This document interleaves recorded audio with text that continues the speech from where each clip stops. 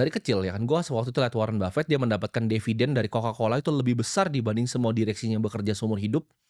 Di situ gue tahu, oh gue bermimpi di situ. Bagaimana ya kalau suatu saat Timothy yang waktu itu masih kecil, masih SMP, dia punya 0,1, waktu itu impian gue cuma 0,1 dari bank yang paling besar di negara ini. Wah, kayaknya nikmat banget tuh dihitung-hitung kan 0,1. Oh ini harus berapa puluh juta lembar ya punya sahamnya. Oh dividen dari segini kalau misalnya 2% atau 3% aja bisa membuahkan segini. Itu mimpi gue dari gue kecil. Gue nggak pernah mimpi mau pamer ke orang, mau pamerin ini, pamerin itu, enggak. Mimpi gue pengen punya 0,1 dari perusahaan yang besar. Orang miskin itu pakai uang sebagai pelarian gue sebutnya dalam tekanan hidup. Jadi ketika hidup dia dianggap stres, dianggap sulit, uang itu jadi dijadikan pelarian. Oh boleh dong saya self reward, oh boleh dong saya belanjain diri ke saya sendiri, saya pengen deh belanja sepatu yang saya pengen deh belanja tas yang saya pengen deh belanja baju yang saya udah impi-impikan buat saya pamerin di temen lu yang sebenarnya nggak peduli dan malamnya mereka semua udah lupa sama tas baru lu itu. Nggak ada yang peduli. Pembelian orang miskin itu semuanya ya menurut gue pribadi itu hanya efek dari pencarian validasi sosial. Mereka gengsi nggak punya mobil. Kalau gue di posisi yang lagi merintis, gue naik Gojek, naik Grab setiap hari nggak masalah. Gue tidak punya gengsi. Zaman gue masih jadi wedding organizer, gue keliling-keliling jadi agen properti.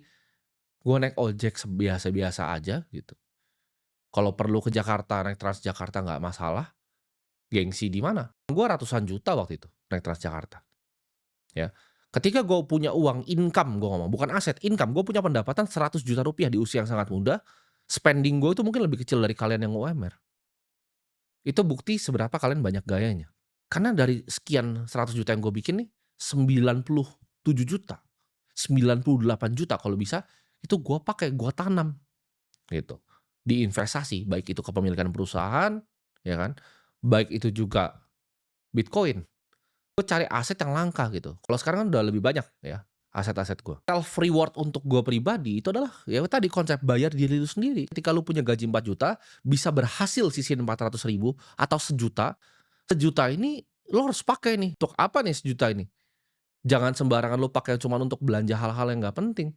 Jangan dipakai bahkan untuk cuman cicilan untuk lo pamer punya handphone bagus. Self reward gue apa? Self reward gue tadi, gue punya kepemilikan dari perusahaan. Gue punya aset yang langka dan diinginkan banyak orang. Itu self reward gua, sampai detik ini.